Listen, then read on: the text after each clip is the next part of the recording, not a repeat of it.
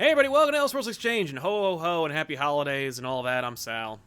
And I'm Joel. We're doing a holly jolly spectacular special here on Elseworlds Exchange. It's not really that much of a big deal. We're not doing like the whole No. special guest stars and all the stuff, but we are going to talk about all those Yeah. tropes that that influence holiday specials because we're going to create one ourselves. Let's. I was thinking about revisiting the old episode where we talk about holiday specials, our favorite holiday specials from a couple years back. This is the redemption for that episode. By creating our own in comics, we're going to take a comics event and holiday tailor it. So the idea is it's either going to be a holiday special or a holiday event. It's going to be determined by the creative muse. Where it comes from, I don't know. But so we're going to start by asking the chat to tell us what universe we need to play in Yeah, order because to make this thing start. that's going to make a big difference. Because here's the thing: holiday icons, a la Santa, exist in both universes, but play by completely different rules in each universe. I was reading the Santa wiki for DC and Marvel before we started here. DC, for one, is way shorter. Santa's only ever showed up a handful of times, but he did exist, and they make a point of saying, yes, he is indeed Saint Nicholas, the Turkish saint who did all the miracles and everything. Marvel's is way longer, but way more confusing, where they're like, yeah, Santa was a guy, and also maybe he was a mutant, too. Yeah. Oh no, Marvel has made Santa like like an actual character, and you can like go hang out with him. He can join the Avengers. They often do. Yeah, and DC's is just like no, it's Santa. Like he's not gonna like talk to Batman. Although sometimes he did back in like the Silver Age. I think there's the quote on top of Santa's wiki page for DC is Batman saying, "If you can't trust Santa, who can you trust?" Oh my god. So it's looking like a pretty big tie. A lot of pushes for DC in the beginning, strong showing for Marvel right away. I feel like Marvel might be a little bigger than DC in terms of the chat's opinions.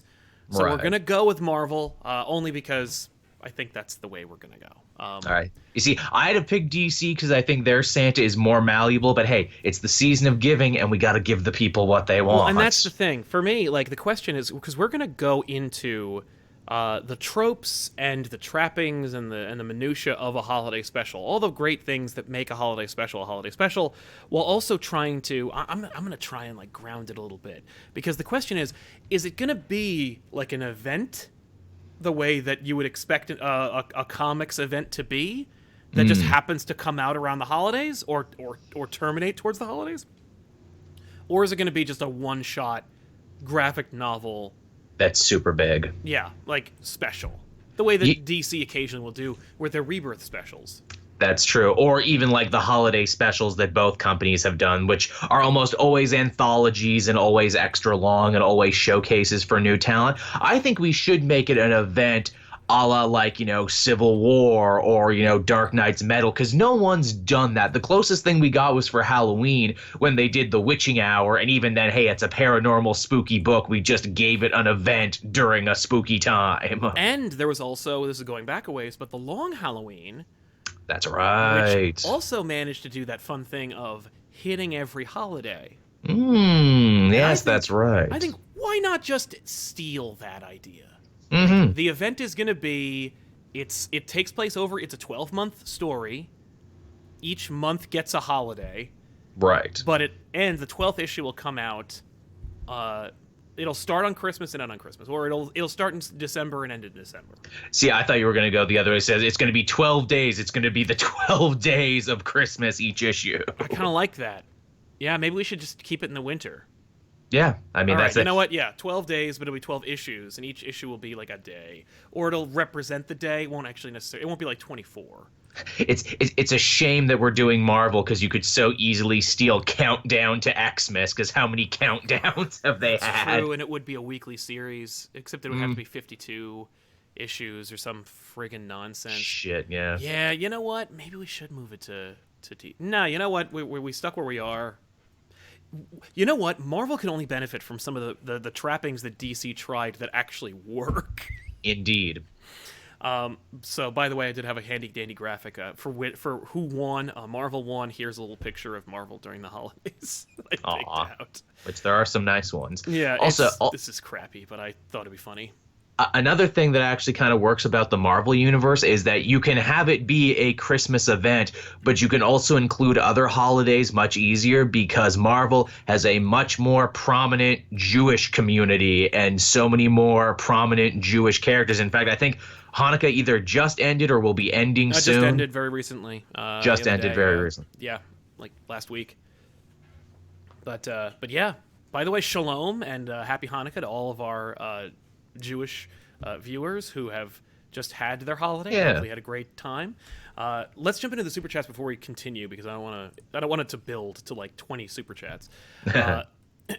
Scoro, since you guys are doing Redemption Month, any chance of commentaries coming back? That's a great question. Oh, yeah. I'd like them to. It's just a question of timing.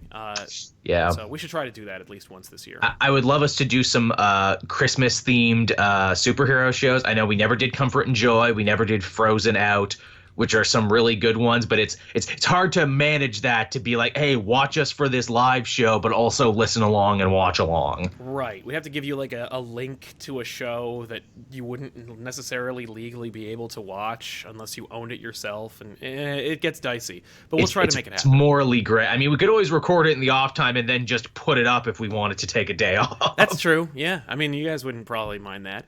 Will.i.am Golden, can we fuse the universe? No, we've done that before. If you actually watch the epic episode that Tiffany and I did, where we did like a Marvel DC epic crossover, and pitched like 4 different kinds. Check that out because that's going to be where that is.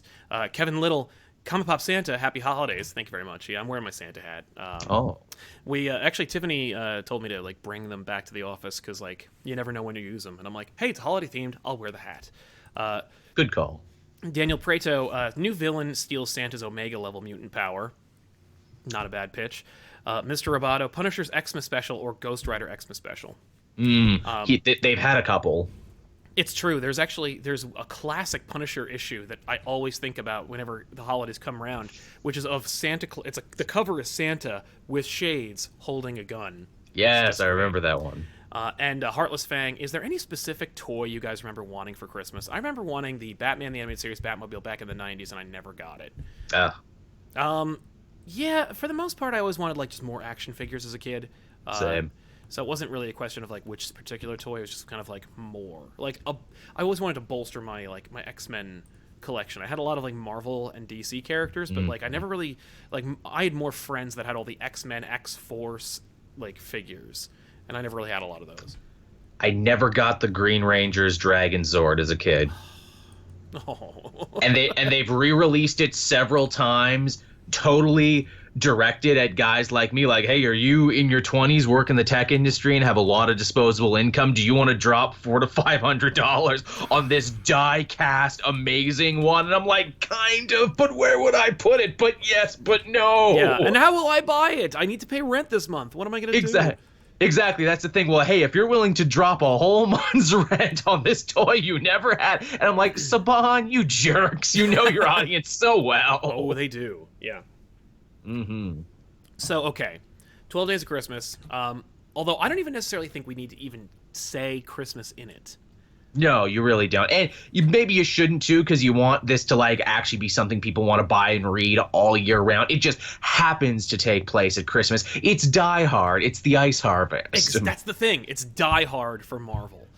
So it is technically a Christmas special, but people can also say like that's my favorite event. Yeah. You know, down the line. So okay, if we're gonna create this event and we're gonna Die Hard it up, let's just do that. Like, let's just make it a Die Hard thing. Like, let's make it a situation where it's like, I mean, like, unless you have a thing already, I'm just saying, like, let's just Die Hard it, where it's like Die Hard in Marvel, where it's like regular Joe, extraordinary situation, against all odds, personal stakes, has to defeat them. It is the holidays. People are stressed. There's extenuating circumstances because of that. Yeah. So we could do that. We also need to, of course, work in the tropes. Now, the question I have for you is, regarding tropes, do we go where we're going to cherry pick random Christmas special tropes and just kind of like apply them when they're applicable? Or do we just go full Christmas Carol and just go like, it's tailored around a Christmas Carol.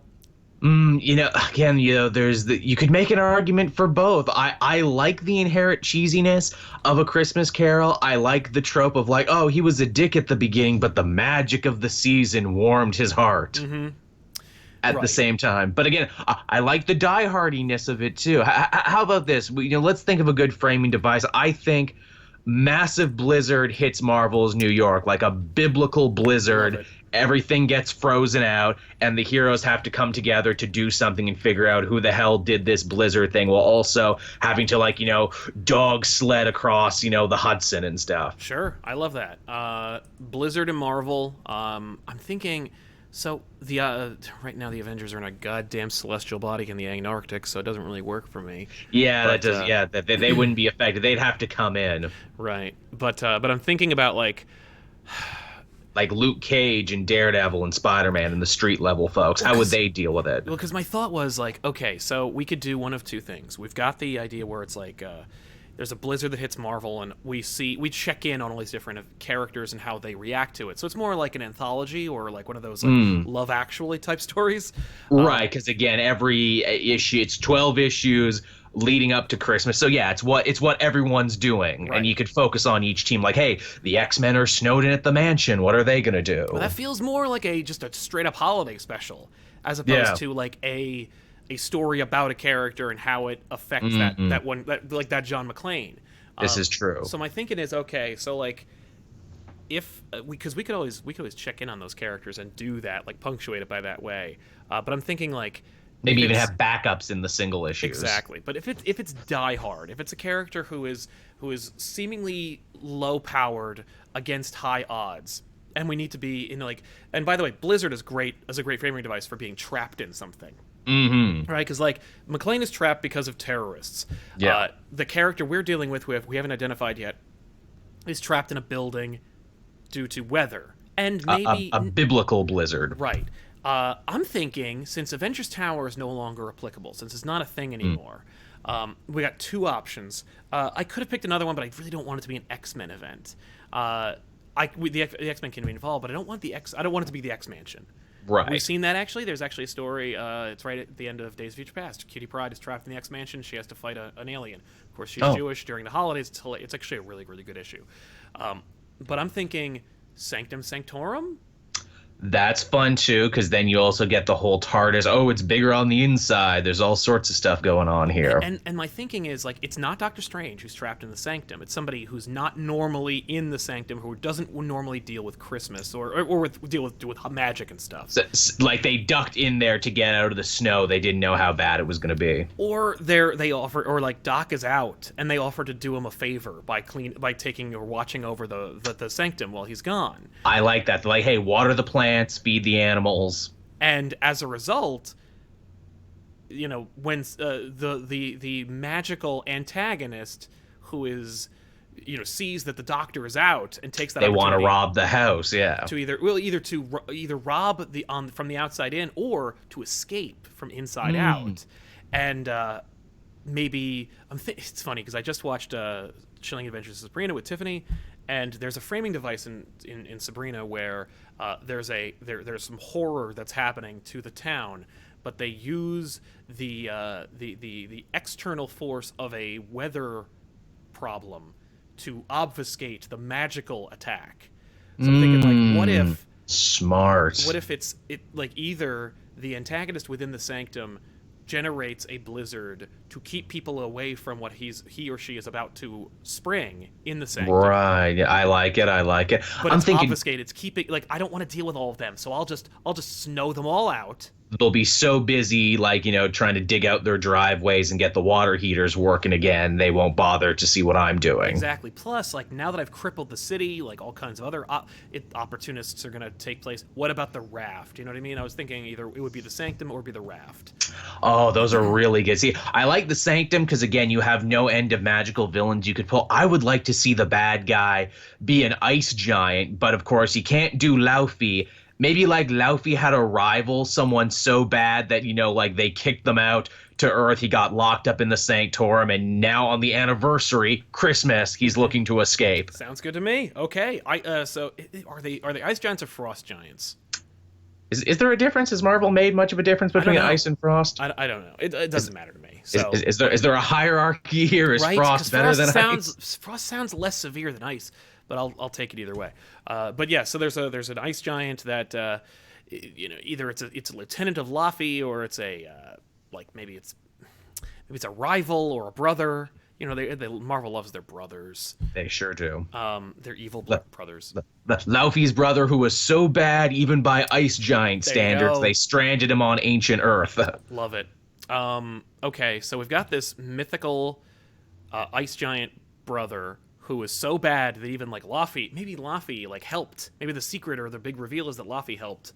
That's lock right. Him up, in a Machiavellian I need power kind of way. And it's a good way to work in the Thor and Asgard like characters. Hey, maybe that's the first Christmas. There was a great terrible ice storm. Odin came down to fight this guy with his big white beard, and everyone assumed he was Santa. Yeah, there you go. Odin being mistaken for Santa. I like that. I think that's actually been done once or twice. I think Odin has actually been mistaken for ancient Santa. I'm sure that's a thing. So we've got this ice giant that wants out. So how do they get out? That's true. They got guys on the outside is the thing. Again, if we want to die hard this up, there's layers to it. Okay. If we're gonna die hard it, then Laffy's brother wants out. We'll name him in a minute. We'll come up with a Nordic word for betrayed or something. Yeah. Or black ice, something like that.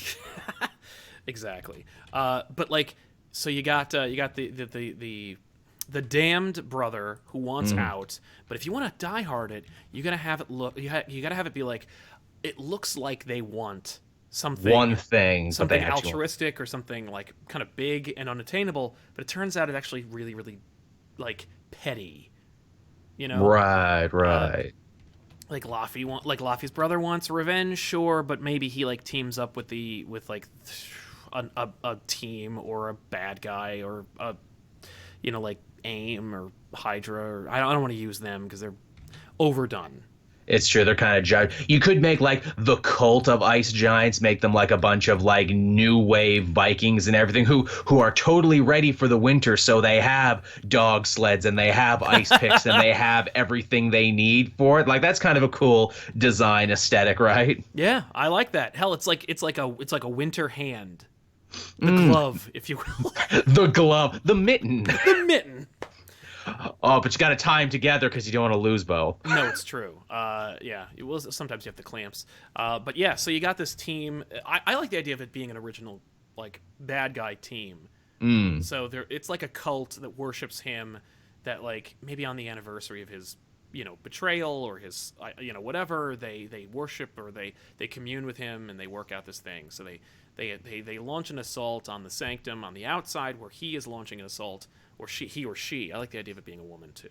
Yeah, that'd be a sister, and that's why she got deleted from history, because ice giants are naturally misogynist and don't give a shit. Even though she was bigger and meaner than Laufey. Right. Plus, you get to do a really cool design. I don't know why. I'm sorry, guys, but in comics, women look cooler if you get a chance to make them evil and stuff. Plus, you get the whole Ice Queen, Frozen Elsa thing you could do. Yeah. Somebody in the chat mentioned that the wolf skull from Norse mythology literally means treachery. Her name's Skull. Skoll. Boom, you nailed it. All right, Skull, the betrayed. Scowl the Winter Queen. Yeah, Scowl the Winter Queen. So, okay, we've got the problem. We've got the main antagonist. We've got the sub-antagonist. We need this is just for the by the way, this is just the baseline plot. We haven't even attached all the Christmas stuff to it yet. So yeah, it's true. Yeah, that comes next. Or the holiday stuff, I should say. So you got all these other things. Now the question is, who is it that is the protagonist? How do they deal with it? Who do they get help from? Because we need a Carl Winslow type character to help them. That's on the right. outside. We need to call someone. Mm-hmm. And it needs to be somebody like Carl Winslow in terms of it needs to be somebody who really can't help. You know what I mean? I'm dealing with a frost giant. I'll call Moon Knight. Or Misty Knight. Or Misty Knight. But somebody who really can't help, but does the best they can. Who really wants to. And who ultimately does wind up helping, but it's just they can't but you would I would have preferred Thor, dude, but I Yeah. guess you'll do because you're the only one who answered my freaking call. I Yeah, see a lot of guess mentions without you. I see a lot of references from Miles. They want Miles to be the Carl Winslow character on the outside or the inside. That would be I don't know. fun. I like the idea of Miles being the protagonist. I like that too, where it's like, okay, look, hey kid, I'm giving you some pocket money here. Watch my Sanctum Sanctorum on the weekend, Right. While I'm away in another realm. There, I can trust you, right? You're not busy, right? You're just going to school. You're being a junior hero. You can handle it. Tell you what, if you do this, I'll put in a good word with the Avengers for you that you watched my house and you didn't fuck anything up. Exactly. I like the idea that and this also gives Miles an opportunity to organically have an event or a story tailored around him that isn't just you're Black Spider-Man, we need to give you something because a new movie about you is coming out. Here's something totally new for you, yeah. Exactly. And something distinctly Marvel for you to play with. Mm-hmm. And you can play it where he's like, I used to love Christmas so much, but now I'm getting older and it's getting more stressful, and now I'm a hero on top of that. Now I have this new responsibility. I'm learning so much about Spider-Man responsibility this Christmas. Totally.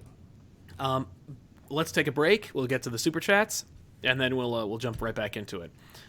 So now we have the protagonist, we got the setting, we've got the antagonist, and we have a little bit of an idea about what the plot is. But we really don't know what Skull wants. And we really need to pin that down because it needs to be a fun, oh my god, or twist moment.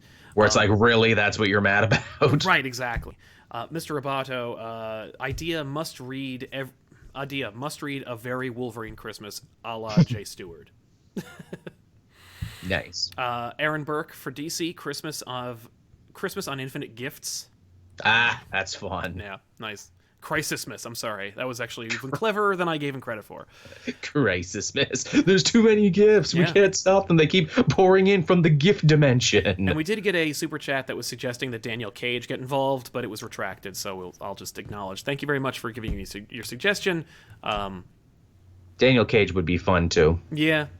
Well, hey, we can focus on her, too. Where it's what does she really want for Christmas? Maybe Jessica Jones and Luke Cage have to leave her home alone to go help Miles out, and that's a big thing for her. It's are my family going to make it back in time for Christmas?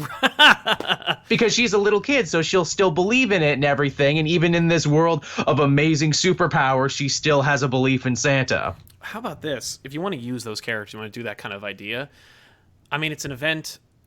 And by the way, this event, it sounds more like it would be a better graphic novel, self-contained kind of thing. Maybe it's getting there. Maybe 4 issues if we're gonna or 8. But really, really, really condensed. Not really. We could probably stretch it into 12 days of Christmas, but I'd rather. I mean, for my wallet, for yours, I would probably want to make it 8. But tie-ins. Everybody gets a Christmas special tie-in that goes along. What are they doing at the time? Where were you when the great New York blizzard happened? Exactly. And then hell, you call it the Big Frost or something. We'll come up with a better name, but the Big Chill. The Big Chill. But we'll come up with a better name. But but the idea is that this frost hits New York, and how does it affect everybody else? How does it affect? And they all have their own little self-contained holiday opportunity to do a trope or to break that convention. It's an infinite number of possible times you could do all the costumed criminals are taking advantage of this to go looting in the streets, so Daredevil has to stop them, only to have the Shocker be oh, I was getting a present for my kid you didn't know I had. I'm such a jerk and this is the only time I could try and be a good father, and Daredevil's god damn it. Oh hell yeah. Oh no. I mean you could even do that that alternate version of what happens on the raft, but it's the inverse. Nothing bad happens. It's ironic that you're trapped in the raft, and turns out all these people just needed a nice day or something, whatever. By the way, Naked Pooper saying, happy holidays, guys. Keep it going. Okay, we are. Christmas came early. Detective Comics number 994. Finally, some good Batman. I can't. That's what I'm hearing. More, man. I loved that issue. So yeah. Okay, we're back to the main story, which now we know focuses on Miles Morales. We're at the halfway point in the episode. We're at the time when the story needs to break. So Miles Morales is trapped in the Sanctum Sanctorum after taking a little bit of a holiday job. He's trying to get away from the holidays. He wants something distinctly kind of secular.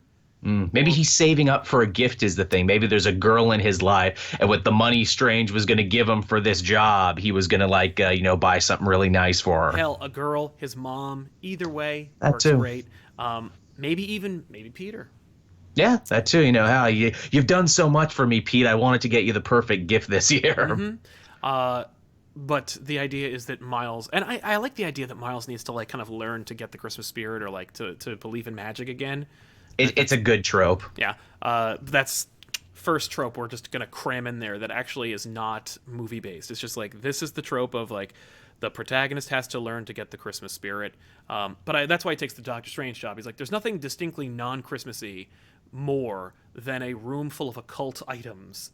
Yeah, and plus, you're teeing it up for Doctor Strange when he comes back and be like, "Oh, perhaps the real magic of the season was in you Heart! all along." Ooh. I was like, wow. Way to almost ruin my like learning of this message. You are so corny. Yes, now get out of my house. Yes. By the way, you're fired. Poof. Oh man, with his webs, he's totally got a Home Alone trap the place for these guys because like, oh man, there's like 12 of them and one of me, and they've got like crazy Viking stuff going on. I gotta like set up a bunch of traps. Oh, because he doesn't have his costume is the thing, so he's just running around costumeless in the house trying to set traps. I like the idea of him being costumeless. I think what he needs to do, we need to have a scene. This is just not. It has nothing to do with the holidays, but like, we need to have a scene in which he makes a costume like just with stuff he finds. out of stuff he finds, and what he discovers is like like some of it is enchanted or magical based. So like he winds up like kind of making more of a mess and more of a problem than he means to. He grabs some curtains, but turns out they're enchanted curtains. Right, they're the curtains of levitation, or or of obfuscation. So like he finds out like, well, except he can turn invisible too. So, he can, but either way, the idea being that like he makes a costume out of like artifacts from the sanctum that like makes that allow for a great downloadable alternate costume. Like, what about the Night of the Blizzard Miles Morales costume? Maybe he goes raiding in Steven's closet and he finds like the really bad costumes he doesn't wear anymore and tries to put on like the Spawn mask from the 90s. That's a great idea. And he's like, why does he keep this garbage? Yeah. What even was this? That him wearing Miles putting on the Spawn Doctor Strange mask and wearing that for most of the adventure is friggin' amazing. And maybe he tries to make them think he is Doctor Strange, like Venom Blast spell, ooh, invisibility spell. Oh my god. Yeah, maybe Strange leaves the cloak there, and Miles and the cloak have to team up. I like that a lot. It's like, okay, Cloak, you and me tag team these bad guys. And you could have like the hapless Viking cultist be like, you said he wasn't going to be here, man. Right. It's okay. So there's a story. It takes place on Christmas. It's a 5-issue miniseries called Robin 2 Joker's Wild. I remember this one. Joker's alone. I'm sorry, Robin's alone. It's Tim Drake. He has to fight the Joker. And what he realizes is, I need to pretend the Batman is here, or Joker will kill me. So, like, Robin, for the first few issues, has to, like, basically do stuff to pretend that Batman is there, too. And when Joker finds out there is no Batman, he's like, all bets are off. And he just goes full tilt. So, like, that'd be great for Miles to do a similar thing where it's like, no, we, like, Cloak, okay, you're going to have to do this. And, like, that's where you get, like, a couple of the Easter eggs of, like, Doctor Strange costumes. And you get the Cloak of Levitation, like, floating around. And, like, Miles, like, throwing his voice. Or maybe, like, it's an answering machine of Doctor Strange, like, you've entered the Sanctum Sanctorum. Like, leave a message. Again, he Kevin McAllister's it. He just plays old YouTube clips of Strange talking. Yes, he uses his cell phone to like he has the Cloak hold his cell phone and play YouTube clips of Doctor Strange fighting it. by the hoary hosts of Hoggoth. Get down. Yeah. This isn't really an event, but it's really fun. It is, but would it be too much again to bring it back to Christmas? On the 12th day, Miles is like, it's been like a war of attrition. Like, he's holding them off. They've gotten into different rooms of the house, but he's managed to close it off. He's sleeping just a little bit. But like on December 24th, the giant gets free, and this is really terrible. But then Santa shows up because Santa is real in this universe. It's like, Miles, what do you really want for Christmas? Send that thing back to the other dimension. Okay, but you gotta really want it, though. You only get one Christmas wish. Do you really want this? Oh, my God. Yes, Santa, for the love of God, use your Omega Mutant powers and deal with this. I feel like if that was a one-shot, I would do it. If it's like, if I'm gonna charge like $6 for the story, there's no friggin' way Santa has to. But we could do the same exact thing, but Odin shows up instead. Exactly. It's like, and then the man with the white beard came in, but it wasn't the one you were thinking. You were just saying that Miles keeps a journal? Yes, What if the yes, whole in the thing is newest thing. framed like like Miles is keeping like writing the story, but it's written kind of like in an homage to Dickensian type writing. Like he's like, it was the night before Christmas, and like but it's All like through the sanctum. right, but it's like 'Twas the Night Before Christmas poem and A Christmas Carol, and it's like first person, but it's written by Miles and it frames the story, and so we get that moment where he's like, and then the man, and then straight down the chimney, and it's like not a chimney, it's like a big open flaming cauldron or some crap. Yeah, It's really. like down the chimney came a big fat man and a grizzled white beard, and it's like and one eye and a fistful of justice or whatever, it's just but it's Odin, and Odin basically comes back to to correct his mistake. That Right. the idea was that if Miles hadn't been there, Odin probably would have taken care of anything anyway, because he's like, oh no, I didn't tell anybody because I'm Odin. Why would I? Like, I was going to take care of this no matter what. And maybe that's like the secret where it's like, yeah, me and Laufey actually struck a deal to get rid of the sister back in the day, and I didn't want anyone knowing that, so I picked right now to come during the holidays and clean up my mess while Strange was away so no one would know, and I'm swearing you to secrecy now, Miles. There we go. And hell, like, maybe he's like, I didn't count on I didn't count on the secret ever having been having gotten out so much that that she would have worshippers.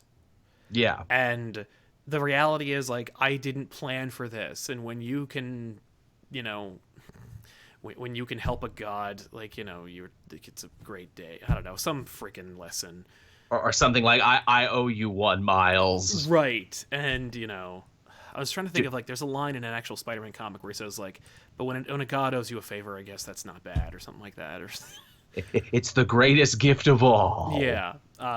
Will.i.am Golden says, Genki, Fabio, and the champions come over and have a house party. Oh, see, that would be fun. I like that where it's like he tries to get a message to Gank being like, I'm under attack here. I don't have my costume. These guys have like powers and tech and everything. You got to go get my friends. You got to warn people. And then like it's Gank just trying to make his way through this terrible blizzard, almost dying, trying to find people. And that's like his heroic moment. It's like, Miles, he went all night for like 12 days trying to get you help during like a crisis in New York, and like maybe he helps people along the way, and maybe he meets other heroes, and then by the end they all show up, but it's like, nah, Miles and Odin dealt with it by the time you got there. The idea of Genki like bumping into other superheroes and then inadvertently helping those heroes in a little adventure you don't really get to see much of, but at the end of the day, like, he has like a whole team of heroes that are ready to step in and help out, and then they don't,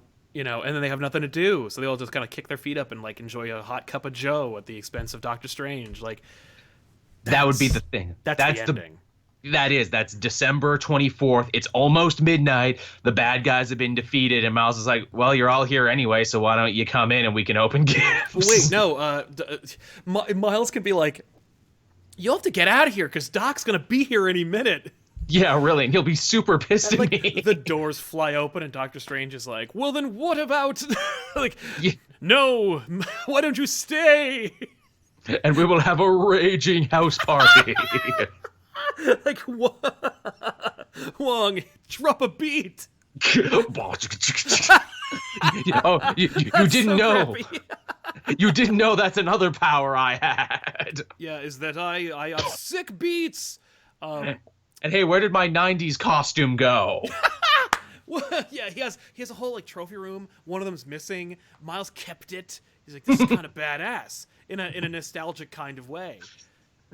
Everything's old is new again. Right? Yeah. And like Strange's like, And the cloak levitation ends with like a like it's the tips of its cloak are like hold its arms up in a like kind of Christmas.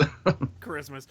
Senrune saying the cask of eternal winter would be a good catalyst. Oh yeah, work that in there somewhere. Oh, that's how what's her name summons the great blizzard, as they use the cask of ancient winters.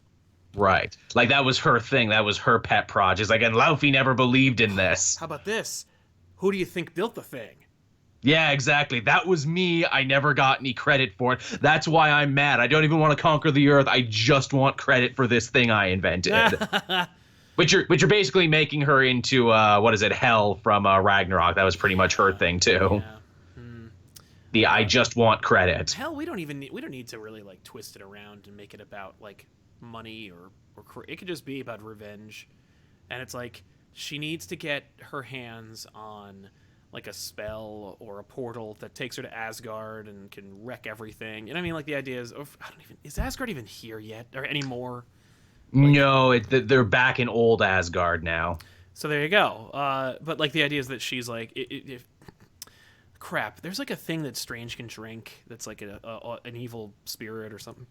I mean, the trick is you just talk to a Doctor Strange expert, and we'll ask Tiffany, and be like, what can she get from the Sanctum that would give her power enough to defeat Odin?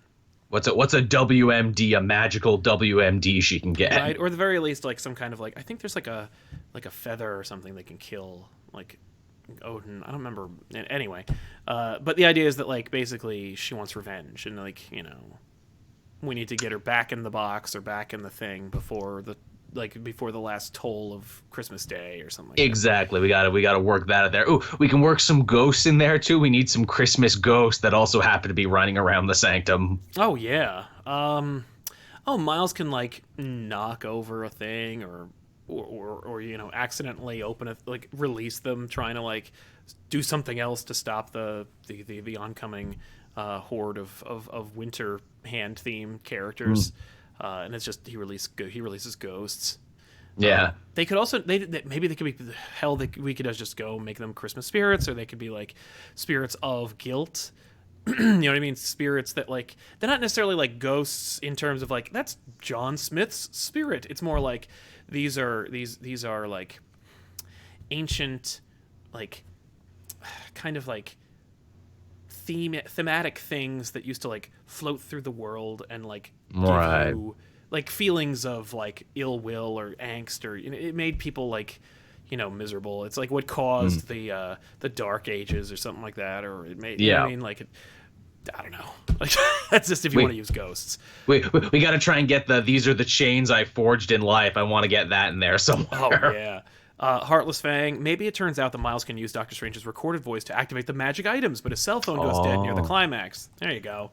He's running out of battery over the 12 days. He's like, I gotta try and charge my phone, or else I'll lose my lifeline. Right. Doesn't this guy own a USB? Yeah, really? Seriously, you have everything else in this house. You don't have a friggin' iPhone charger. Yeah. Man. Cool. Yeah. Okay.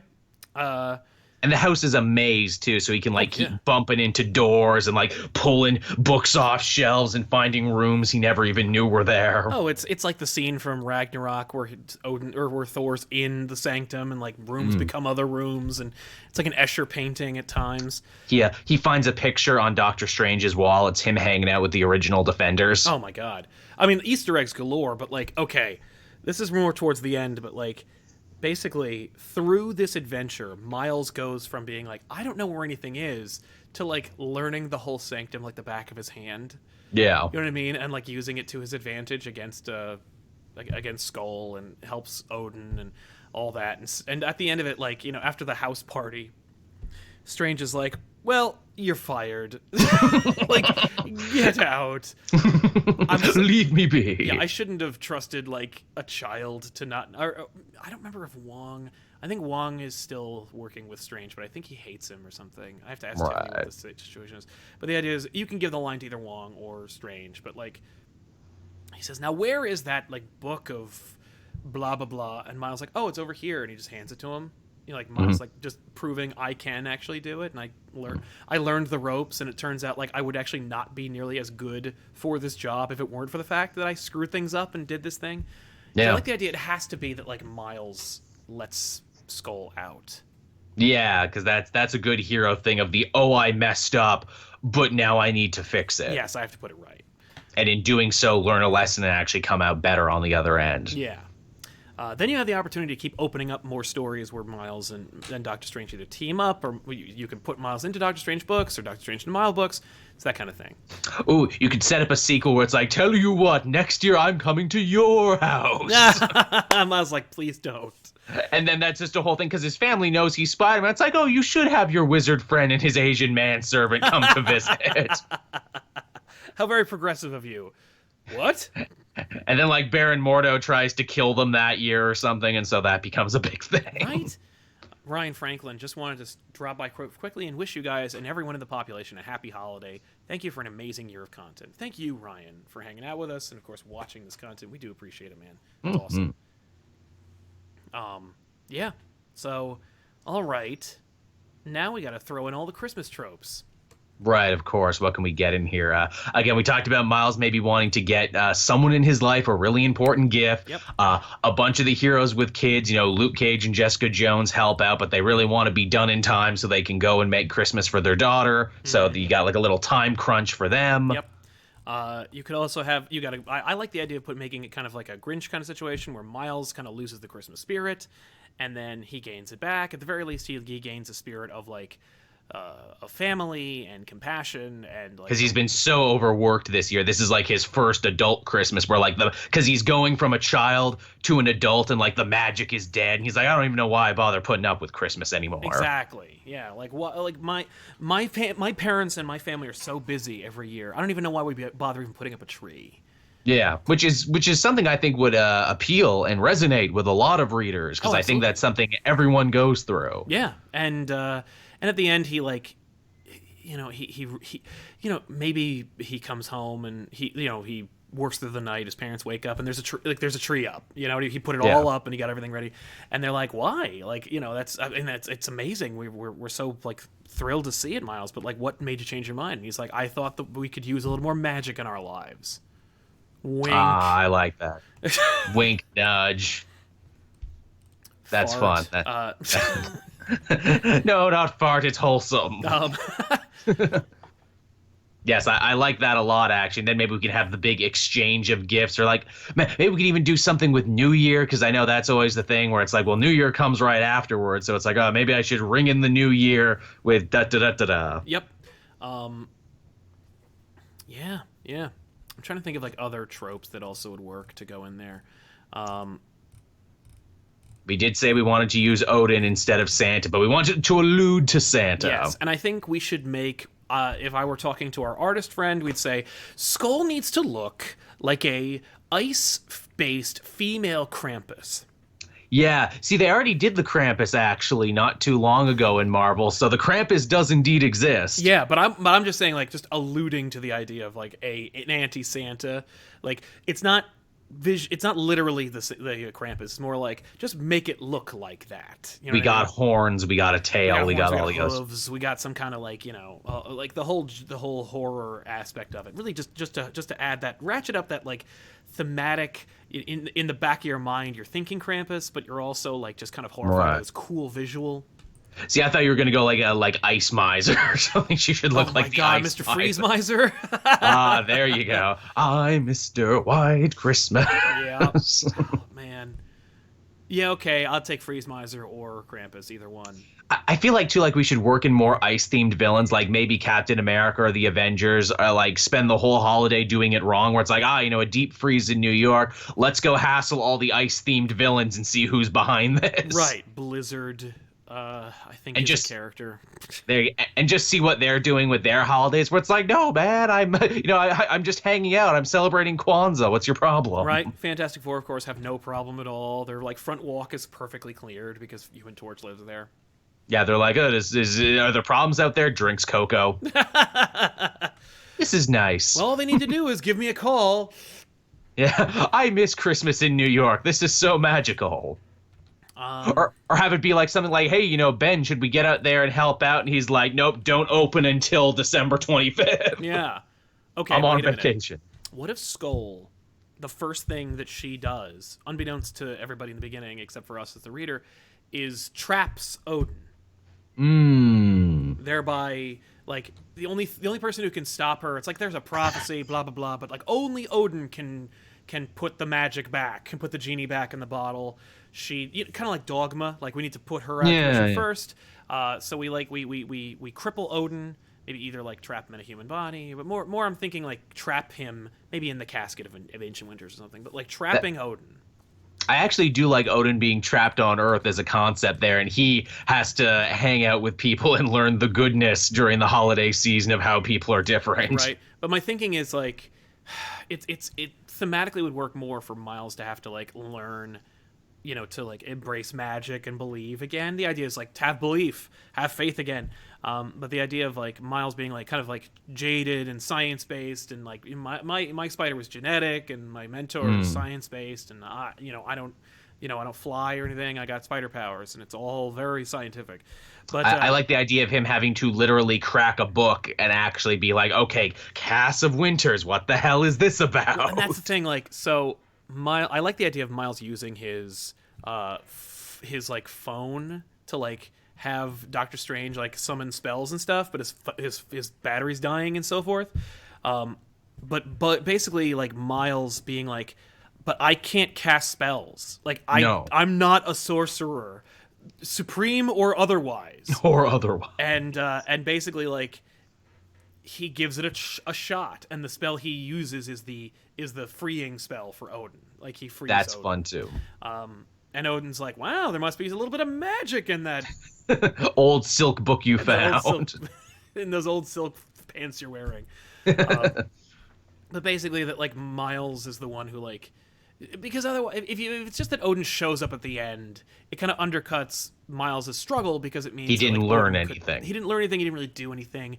It's like the Indiana Jones effect of Raiders of the Lost Ark. Like if you ever think about it, like if you take Indiana Jones out of the movie, everything happens exactly the way it would happen. It's true. So if you can remove the protagonist and everything still happens exactly the way it would, you have no story. So it has to be that Odin is shut away. Miles learns to like believe enough to free Odin, so that Odin can put the genie back in the bottle and help out too. Yeah, I like that too. Hell, we can even have like Miles be like take care of the last remaining, gloves, while Odin is vanquishing Skull. But that I like too, because you have your antagonist and your sub-antagonist, and sometimes the sub-antagonist is more interesting. That's true, yeah. And so so at the end of the day, you have this story about a jaded teenager who learns to maybe like lighten up a little more.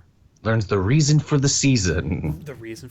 And so I think you could probably stretch this into about 6 to 8 issues. You could. I like the 12 days thing. I like the idea if Miles is keeping a journal. It's like day 1 internal monologue, day 2 internal monologue, timestamp. Getting tired now, haven't eaten in a bit, not gonna dare eat what Strange has on hand. Right. Open the refrigerator and it's a throwback to Aaron, where it's like there's tentacles coming out of it, and he's like, no. I ate baking soda today. Boy, I wish I could order a pizza. This man doesn't even have ramen noodle in the back. What's wrong with him? Yeah. And now we need a title, and it needs to be like winter themed. Winter Wars, Marvel's Winter Wars. Winter Wars is good. Cause you kind of got like a Secret Wars thing and a Civil War thing. Yeah. Spider-Man Winter Wars. Spider-Man The Deep Freeze. The Deep Freeze. It needs to be a kind of title that you can have a cool logo for, that you can put on the top of all the tie-in books, of course, that you're going to make your real money out of. I do like Winter. I think we're I'm gonna sit on Winter Wars unless I see or think of something better. But yeah. Maybe something Yule. You want to work a Yule in there somewhere. It's too it's too on the nose. We want to go more like generic, more open, so that everybody, non-denominational, can read it. Well, you see, my thing for Yule is like, because there you got the Viking connection on that one. That's true. Yeah. I do like that. This is harder than it seems. You could also do Frozen Days. That one works too. I did like the Big Chill. Big Chill, because they got like a movie reference too. Yeah, it could be the Big Freeze. The Big Freeze also. But you don't want to confuse people with Mr. Freeze. No, that's true. No, not that DC owns the word freeze, but still. Right. You don't want to create confusion in the marketplace, as they say. Exactly. Like Cold Vengeance. I'm trying to think of something like, because Cold Shoulder. Cold Shoulder. No, it's got to be shoulder. It's not a word. It's not a marketable word. You're gonna. It really isn't. Yeah. It's a shame Frozen Out is also the name of a DC thing because I like Frozen Out. I do like that too.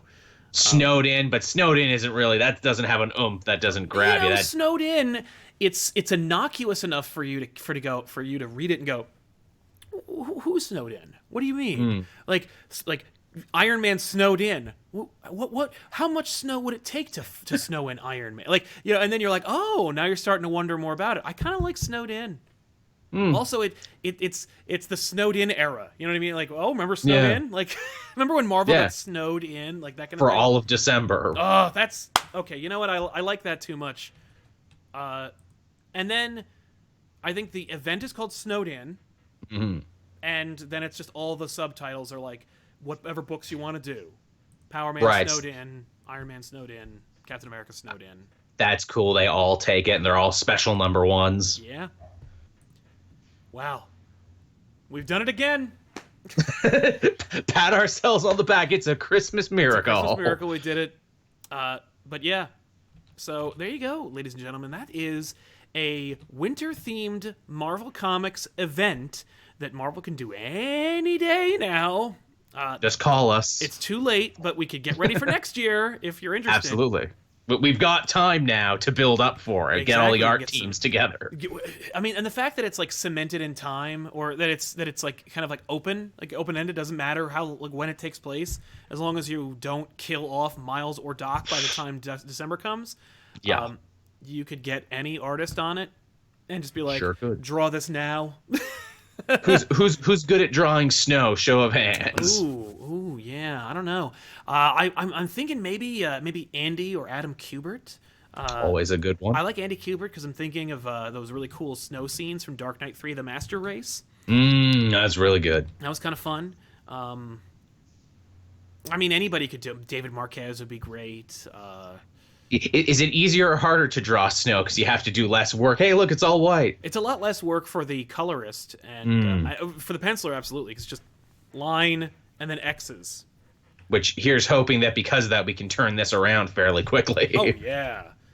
Oh, because the beauty of it. Oh, and you get like somebody like Mike Del Mundo, but like somebody who does like really. Who did the variants? There's somebody who does like really, really great variant work. I'm trying to think of who it is, but like, I want like kind of like almost Thomas Kincaid-esque variant covers where it's like key Marvel locations, but covered in a blanket of like the Sanctum under snow with just a little bit of light coming out the seal of the Vishanti. I like that a lot. The X Mansion covered in snow. You know, like the Baxter Building. The Baxter Building. What's it called? Castle Doom. Castle Doom, because you know that the Fantastic Four will get the Baxter Building by then. But like a bunch of different people like that. A bunch of different locations like that. But those are like the variant covers. That's really clever. Oh, man. Yeah. That's really good. I like that a lot. I was just thinking you could do one where it's Hawkeye, but like it's Times Square, it's all closed, no, all the lights are like emanating through. It's a great job for a great colorist like Justin Ponzer or somebody, or Paul Mounts. But like, and he's like stalking the mounds of snow, like it was the tundra. I was thinking like it's basically like it's Clint, like arrow and bow, vacant Times Square with just like snow, everything's covered, everything's vacant, but just like the glow of the lights coming through the snow, and just like that ominous quiet that you can feel and hear, that like says something really sinister is happening in this beautiful scene, and you don't know what it is. That's Hawkeye snowed in. It's just like it's Clint who's actually not stuck anywhere. He's like trapped outside, and he's just trying to deal with stuff. Like I don't know. Ooh, he's got to try and get back inside because he was shopping in Times Square. Ooh, and then he's got to help like the homeless population. He's like, well, who's helping these people? Right, exactly. They're all gonna freeze to death. I got to take them somewhere. maybe they go underground and they run into the Morlocks in the sewers. The Morlocks. Yeah, I'll take it. Nice little callback to what is there? We wish you a Morlock Christmas. I was just gonna say that's exactly what I was thinking of. Only Clint is here. And it's like this feels weirdly familiar. And I feel like I've seen it, but I have nothing to do with it. There you go. So Avengers snowed in, X-Men snowed in. Oh, it writes itself. It sells itself. It really does. Yeah. And we get. I would love. By the way, I've seen a couple of people mention Francis Manapul. I felt like he was a DC artist, but like, trust me, I'd love to see him work on some Marvel books. Pepe Larza's been killing it right now too. Yeah. They're doing Extinction, and they're like the new Stuart Immonen. Like, should get it. But yeah, I would love to see Francis Manapul do those covers. Yeah. So, and of course Gabriel Dell'Otto do a good job too. But a lot of good talent out there I these wanted days. to get done in time, which is why I didn't. Yeah. But yeah. So there you go, everybody. A Marvel snowed in. A huge mega event that also is just a quiet little story about some snow. Just a little magic, a little Christmas magic for you. But we will continue to do this kind of like revisiting Elseworld stories and episodes that we haven't got a chance to really like get into before for the month of December. Thank you so much for hanging out with us. By the way, check out our Patreon, or my Patreon really. Go to patreon.com/ComicPOP to catch the shorter sister show to the Elseworlds Exchange called One Shots. It's just a little segment that we do specifically for that you can find over there. It's short, but it's sweet. It is. There's a lot more stuff like this over there. So check it out. But we will thank you so much for hanging out with us, and we'll see you guys next week. And of course, stay tuned for this week's back issues, which of course is tied in with Into the Spider-Verse, which comes out next week, which I've already seen, and it's really good. Lucky. First third is kind of like who cares, but like the rest of it's really, really good. That's nice. But yeah, so happy holidays, everybody. We'll see you guys next week. And of course, I'm excited. We don't have to say like this is our holiday episode. Like there's more holiday shenanigans to come. Oh yeah, most definitely. But we'll see you guys then. I'm Sal. And I'm Joel. Thanks a lot for hanging out with us. Bye-bye. Bye-bye.